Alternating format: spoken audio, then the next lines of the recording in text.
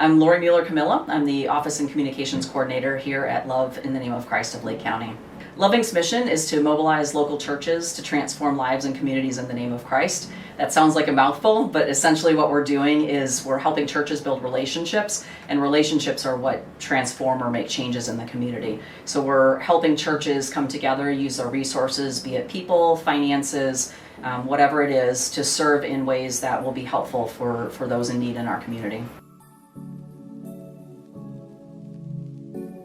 So for the rest of 2021, we're kind of focused on three main things. During the pandemic, which sounds a little counterintuitive, but we were actually able to get caught up on our furniture deliveries. One of the ministries we have here is our churches will deliver basic furniture and household items to folks who are who have connected with us.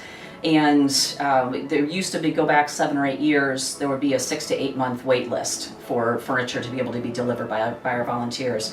Throughout the pandemic, for various reasons, we've been able to get that down to now within a few weeks. So once we talk to someone and hear their story and do their intake, get them on the list for the furniture needs that they have, our churches can be out within weeks now to get through that process. So that's really been a blessing.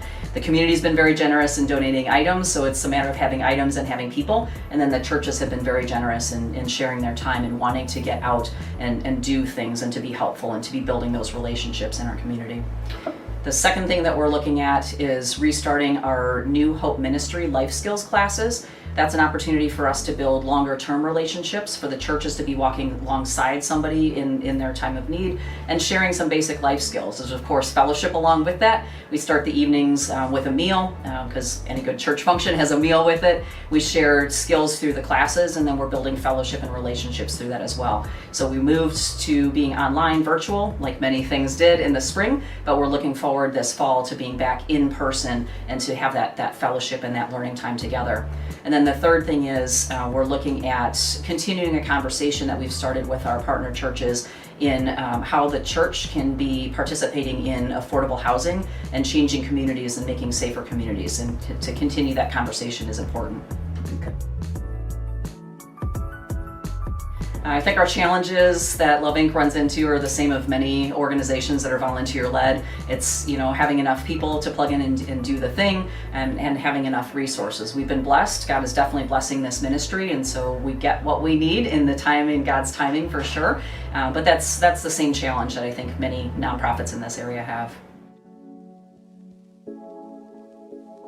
I think our biggest strength is the collective love, the collective talents of the church. No one person can do a thing alone and make that change, right? And that's the same thing with any one organization or any one church. And so the collective power of the church working together and serving in ways that are truly needed is really the biggest strength of Love Inc. Bringing those talents together and plugging them then into ways that are really needed to be served in our community.